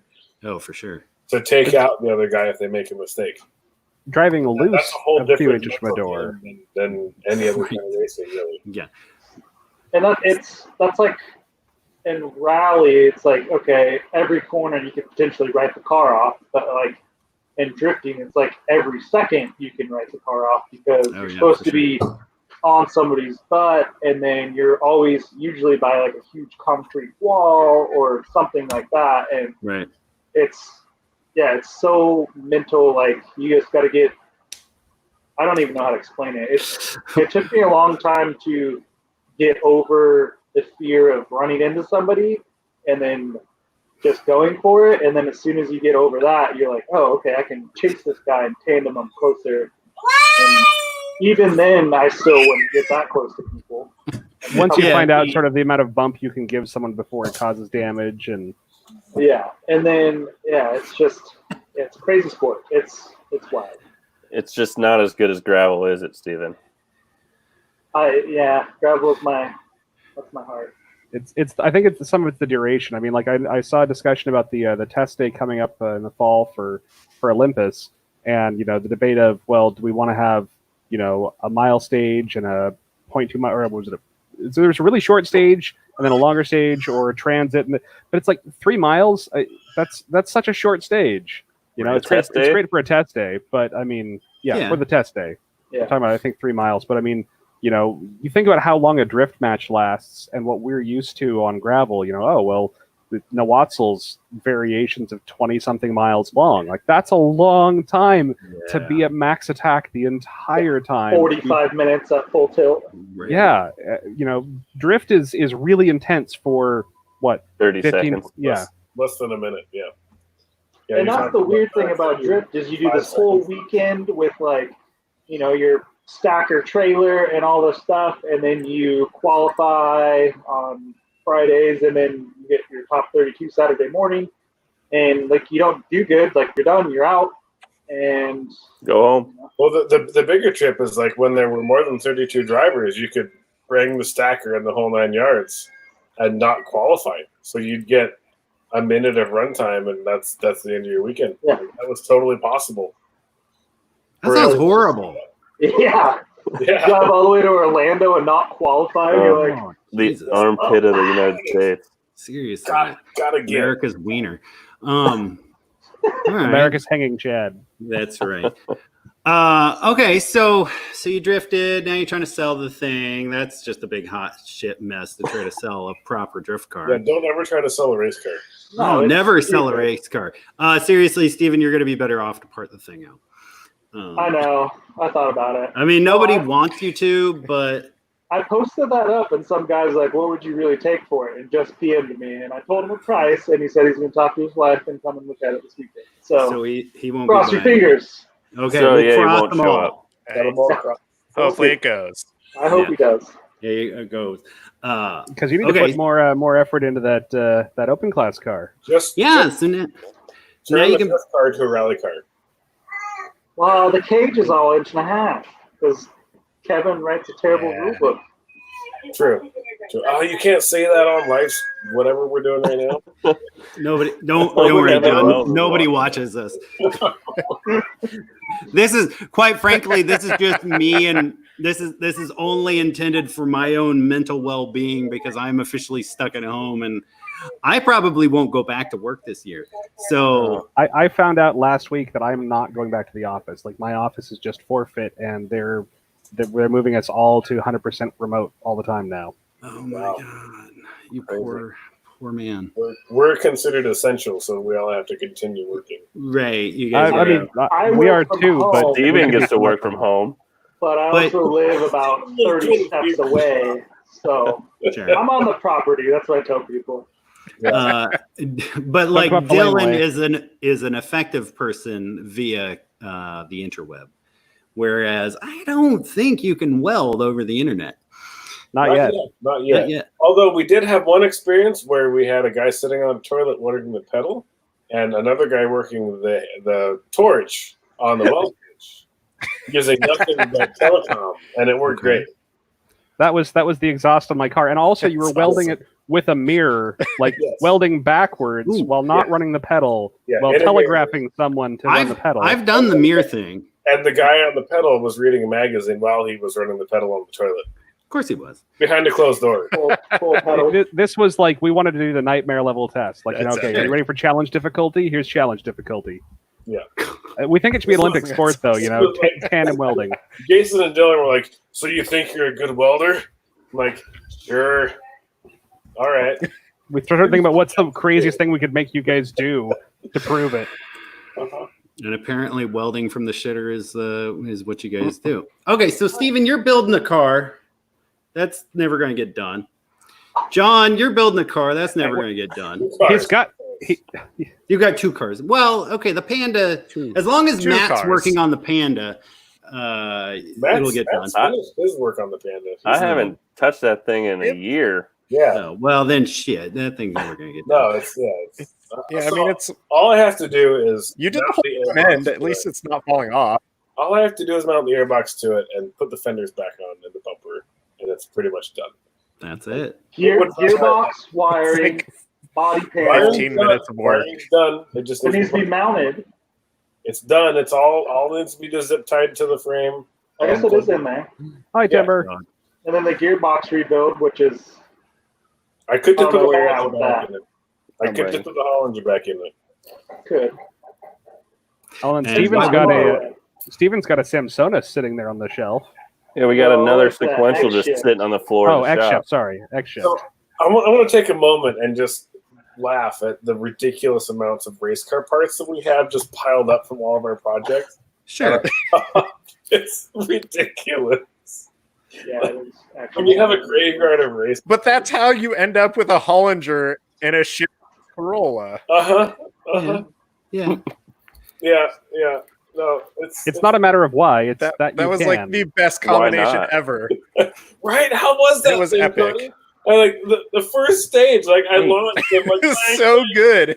whoa! What happened? I was just like, You could- it's so much faster than I thought it was. On stage, I think you were like, That was your first time driving the Literally. Hollinger, right? All right. Is anyone seeing what this dog's doing? Right. Yeah, Yeah, it's you all trying to right, rub Matt? on you. Oh, And John, that was your first Hey, Attack. experience with You're the being Hollinger in attacked. competition, right? oh yeah, that was Yeah. my first time, and that was only because I only put it in there because at Oregon Trail it wouldn't stay in third gear, so I had to hold it in third and one handed. I And remember on, that. yeah, and on a T5, whatever that T50, whatever that. W58, right? No, the original one, the old crappy one. Yeah. Oh, The Third is the gear that you're in the entire rally. So I was like, launch 1, 2, and then one hand the rest of the rally, which was awkward. Yeah, so I put the Hollinger in it because I had one. And why not? Just had one sitting around. I mean, I will be completely honest. If I it had was that, I would have epic. done It it was too. so epic. I mean, what did it do to the clutch disc, though? It cut it in half. Cut it Oh, in half. yeah. Sheared all the rivets You need off of the. Yeah, Yeah, that's actually the reason. it was shooting rivets out of the bell housing. So I went to bang second and was like, "Wazoo! Yeah, there's no gear there. All right, we're pulling off." And It's like look down, trying to figure out what's wrong with the car. I thought we had like broke the drive shaft. I thought we did that too. The day before, but after we jumped over a mountain. Yeah, we did that. We did that this stage before. Yeah. God, you broke so much shit man, that we I'll did. get some of the drive shaft. Damn it! And like Cody pops the hood and is like, "I'm revving it," and there's like sparks flying out of the clutch. The clutch fork. I'm like, there's stuff shooting out of the bell housing. Something wrong. Stop. We had already fixed it like 3 times that weekend. So. Yeah, that was a rough weekend. I'm sorry, guys. Thank you for. Yeah, that was literally the best rally I have ever done. Thank you. Me and Matt got caught smoking cigarettes on TV. Oh yeah. If our like in-car commentary is priceless. It's hilarious. It was the most fun I've ever had around. You posted an in-car of me where I'm like 3,000, and then I just sat there and I was like, yeah, no, we're still going. Yeah. And then there's this really long corner on Cougar that's like the longest right-hand corner of your entire life. And you're like, yeah, no, we're still in that corner. Yep, it's still going. Oh, that corner's like Our right jokes, before our that huge notes were straightaway, terrible. right? They're just jokes the entire time. I think so, yeah. I remember that corner. Before all the bridges and stuff start happening. Yeah. We did pretty well together on the Yeah, you're just in it for the longest time. Dude, I had so much Well, fun. when you got That was 97 such a blast. horsepower, that's really kind of all you do. Oh, speaking of horsepower. And 112 horsepower. Yeah, brand new in 86. Okay, so speaking of no horsepower, so we have a running spreadsheet. So Oh yeah, John's got to Cody. get John and Steven. Yeah. So Cody, is a little nugget.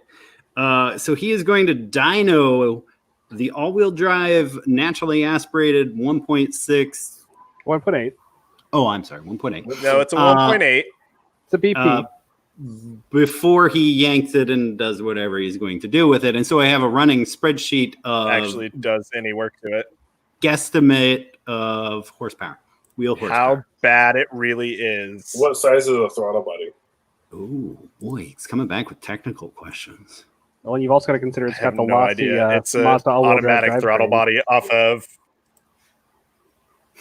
I know, but then it's got the stock automatic throttle body off of Protege. Okay. So what was it? What was the stock horsepower, when it was I new? think stock at the crank, it's rated at 107. Okay, I'm going to make sure I write that one down. Okay. Yes. I'm going to say 81. 81. Wow, that's kind of high. I mean, compared to all the other gifts. Seems reasonable. guesses. 73. 73. Okay. Ooh, Well, that might actually be a little closer. I may have done a compression test. Oh, damn Now it. that you've Whoa, made whoa, your whoa, whoa, guesses, and it may, Nobody No, gets to you change can't their change your guesses now. No, no, What do we get if we It may win? not have great compression. I don't know. I got to figure that out. What is I'm not gonna throw like a great party or compression? something. What is compression? What's it at? I'll invite you out to that. It was So- like 110 in all the cylinders. Okay. I've seen worse. It's I not. might do 80s. It runs. I might do 80s. Let's see. The cold though? It might. The compression in that engine, I think, is like 8-1, or supposed to be 8-1. That's not. No.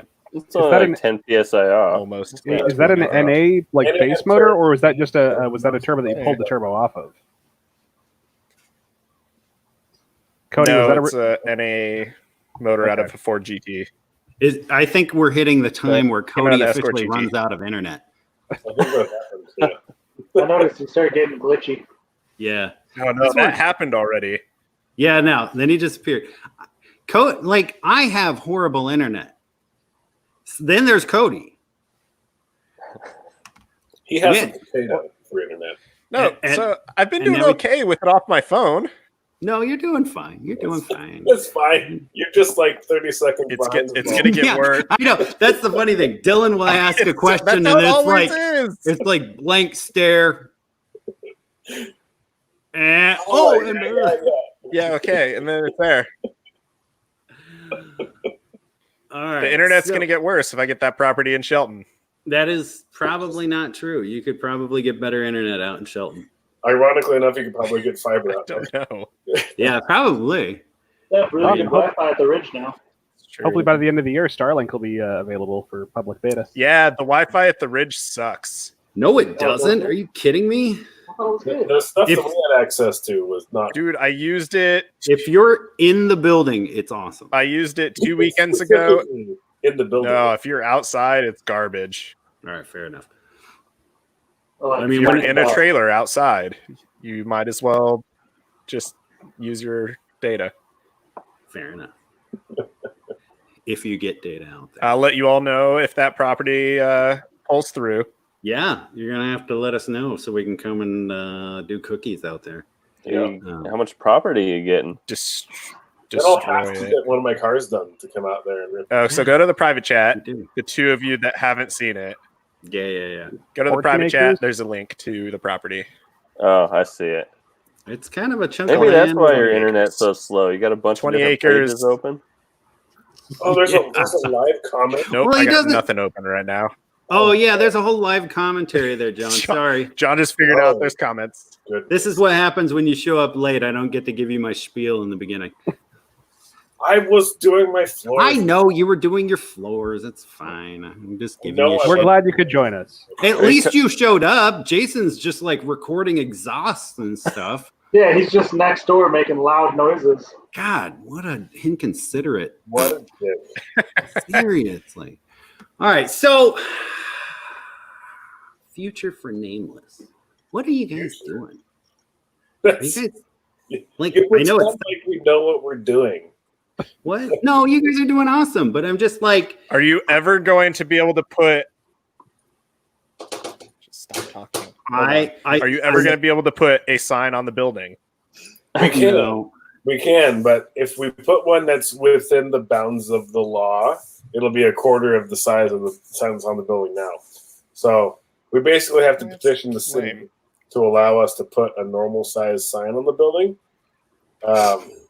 So if for it doesn't really have any context, I guess. So we can put like a 20 by 30 sign on the building or Sure. whatever, like 20 wide by like 30 inches tall or Wait. something like that, 20 That feet is wide. Way smaller than microscopic. what's there. That's way smaller than what's there.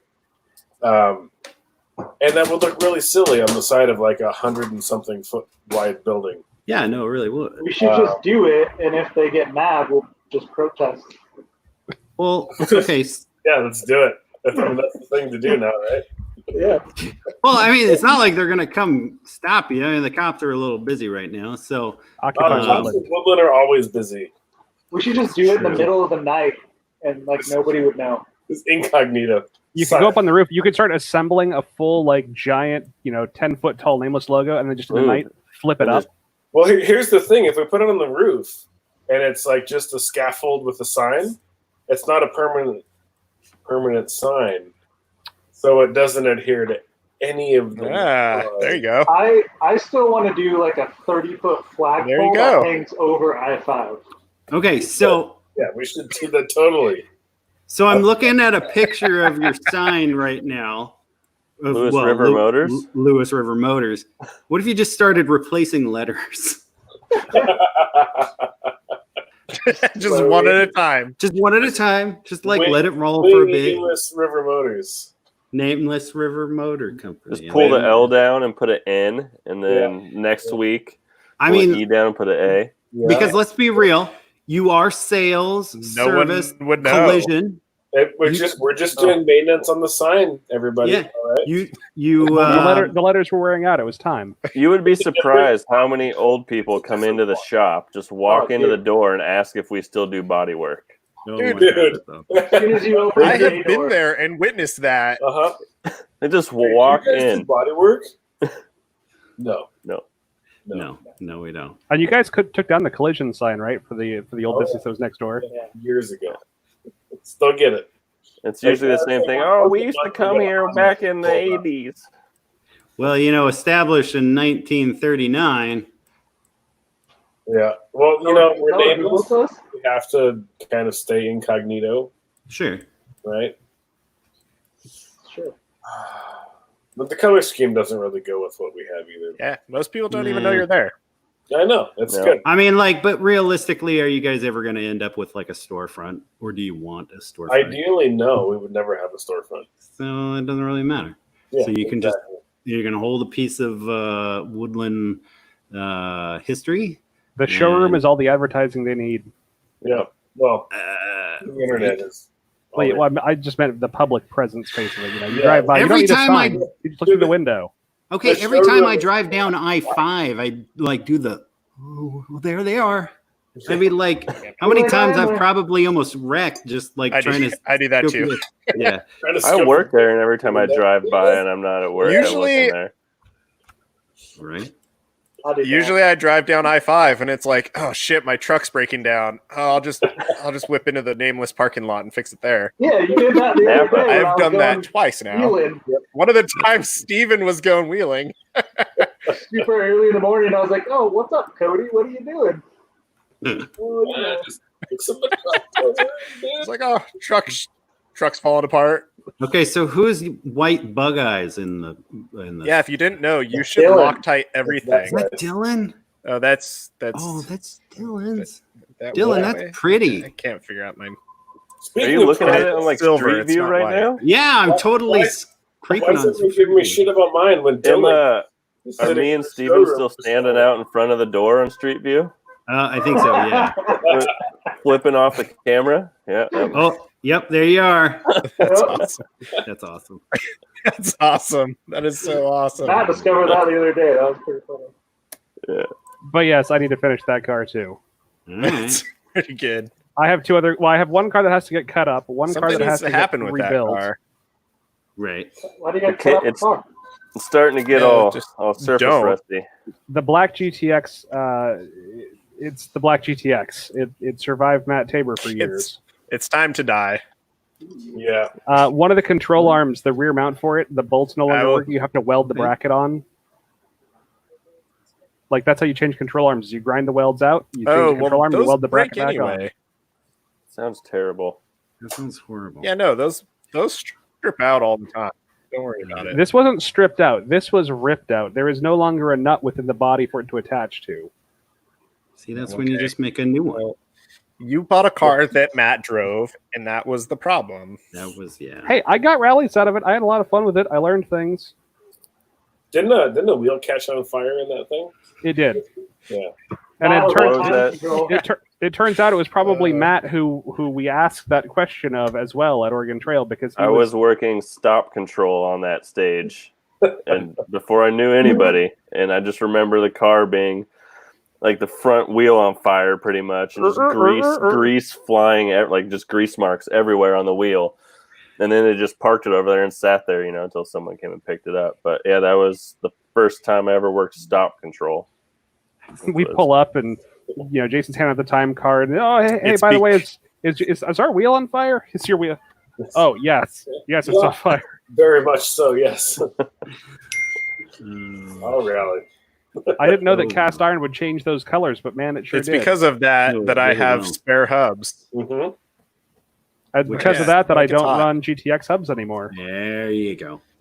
Remember at stop control, Cody, after the mountain incident? Oh, I do wheel bearings every rally. I did the That wheel bearings seemed- for Oregon Trail, I and was I like, DNF'd oh, Oregon Trail. I think we have a flat tire. Yeah. They go, no.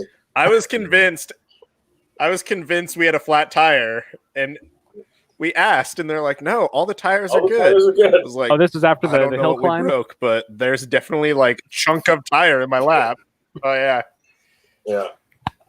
And we pull off to the side of the road to check it. Like we get out of stop control, It was- pull up the yeah, and it was like, and we drive and we I turn to the right to pull over and the car goes, ooh. Oh, yep. yeah. Mm. Something's broken. We both looked at it and we're like, "Oh yeah, we should probably just drive back to service cautiously. Yes. I still have that tire in the shipping Oh, container. it was It's so like a good. brand new Hoosier, and on the inside it's just straight to cords. It Yes. was Yeah. brand new. Brand new. Yep.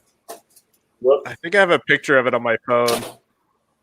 I got a video somewhere of us using the Let me brat see. to pull the Oh, here we go. cord out. Or that, Okay. huge bolt I I- found. In the Hey, Chatty There. McChat Chats.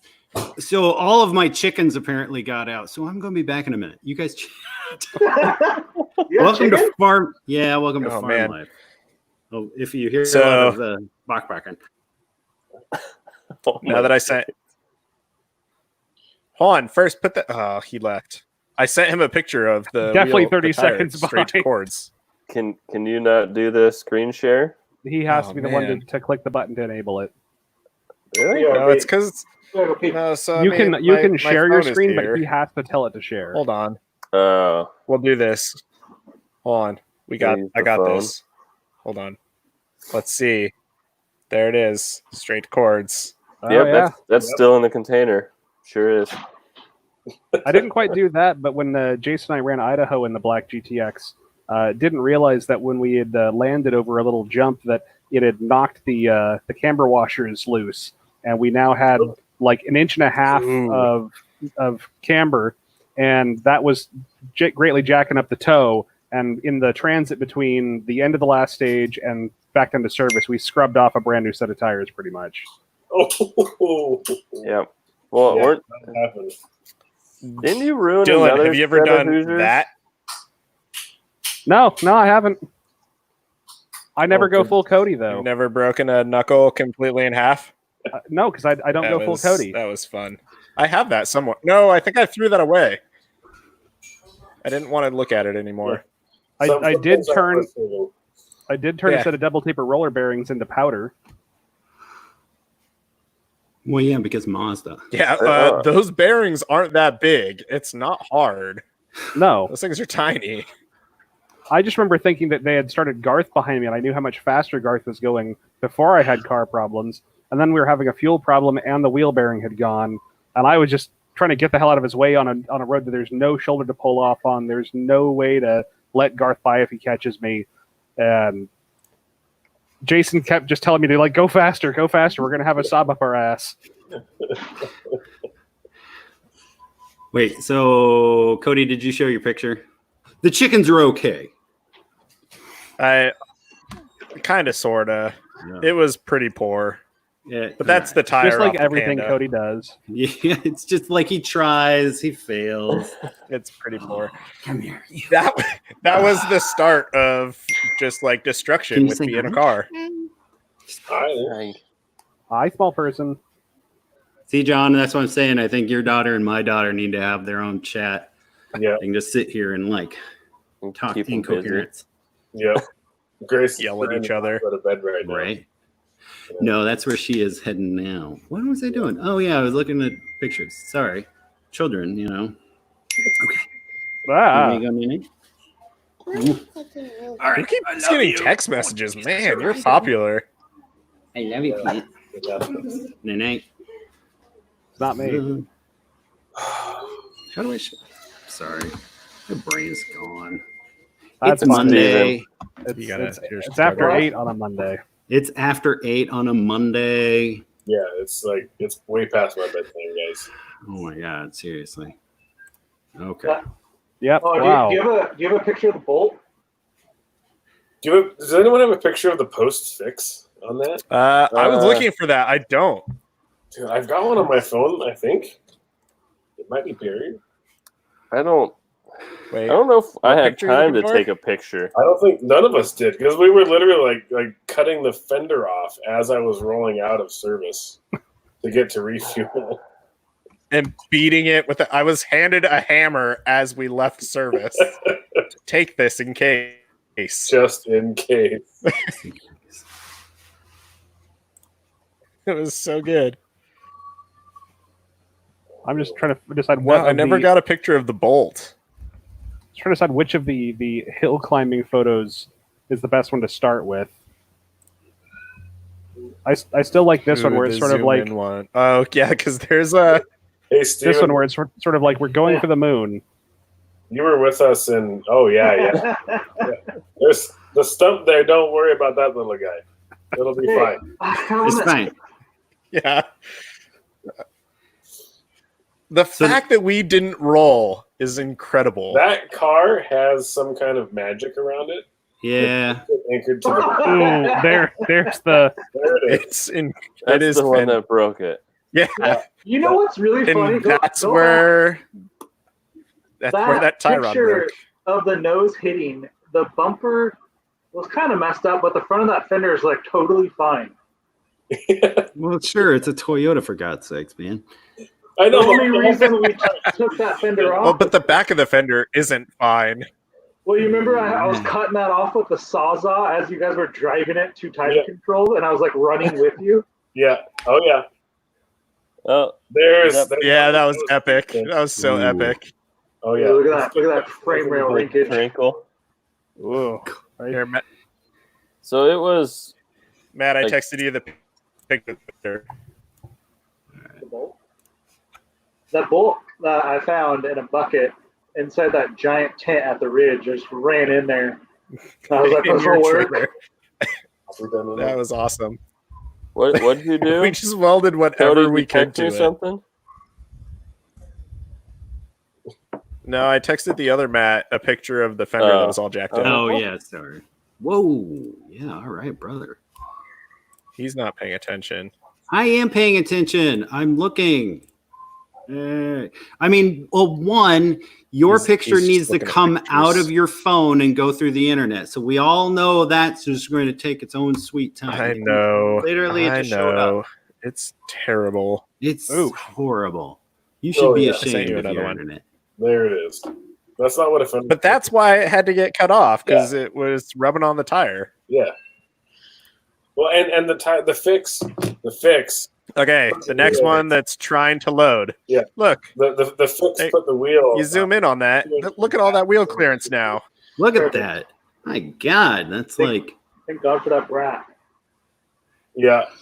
And we were actually going pretty quick with that. Oh yeah, that brat saved our life. Did you have the video of that? We didn't. You didn't slow down, which is the best part. Like I thought we slowed down more than we did, but we didn't at all. No, not at all. Yeah. I think we could even lost like a minute on that stage that we actually crashed on too. Because Yeah, I going at think speed, it was fine. We did pretty good. Going at speed, it was fine. Yeah. Only left-hand corners that were hard. Anytime you hit the brakes, the wheel would hit the. Yeah, right-hand corners Yeah. were great. 'Cause How the do way How do we share pictures on this thing? okay. So if you have a second tab open and at the bottom it should say share screen, Yeah. and then you can pick like the tab that you want. And then it shows up on my screen and I can share it. For anyone wondering, I'm still doing this. This is like No. actual whiskey now. Tomorrow? Isn't that the same bottle with the hole? Hopefully you don't have to work tomorrow. Who, me? Define Well, I work. mean, work being a relative term, like you have to show up and pretend to do things. I was yelled at for showing up 20 minutes late, So I got a picture of this which isn't the is panda. honestly but 5 minutes before I normally show up. this is the rock that Steven hit. Oh, Fish? wow. Oh. Did you Give keep it- that? Oh yeah, Oh, yeah. It's in my Oh, parents' oh. front yard. Yeah. And it weighed 89.2 pounds. I Oh, definitely took it home and weighed it. That was in the ditch. I think I guessed that right. That was in the ditch on the cut that was clear in the notes. You drug that out of the ditch.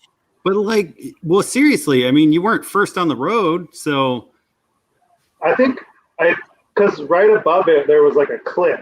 It must have rolled down because when I was sitting there for eternity, I went up on that cliff and watched all the cars, and there was like tons of huge boulders up there. oh shit. I don't have any cool stories like crashing like that. Sorry, guys. My really. Crashing isn't cool. It just makes for good stories. No, I know. I just do dumb things with cars. It does and- make for great stories. Yeah, unfortunately. All right, boys, I got to get going. My No, it's dog cool. having We're going to end this thing because, quite Yeah. frankly, nobody likes staring at our faces. Oh my God, an hour and 50 minutes. Nobody wants to look at us that long. It's almost been 2 hours, The mustache, so. except We for had lots of Jacob. stories to tell. Steven started clean Jacob's still shaven. here. We're good. Well, Yeah. if you guys show up at the shop, we could talk for more than 2 hours. Oh, yeah, but how That- am I going to as work my on your wife car? can attest to, every time I go to Nameless, I'm always like, all right, I'm heading out, I'm heading home. Yeah. And then like 9 hours later, I finally leave. I Yeah. still do that. Yeah. It's really Yep. weird. Okay, so gentlemen, everybody, thank you for coming in, hanging out with us. Cody, you're getting drunk. Dylan, always a pleasure. Steven, sell your damn drift car. Matt, we love you. And John, thanks for building a kick-ass car. Yeah. The human protractor himself. Yeah, right. So I'll show up one day and just start working on things, and you just have to point at stuff. I mean, I'm really not even joking. I will show up and start working on your car.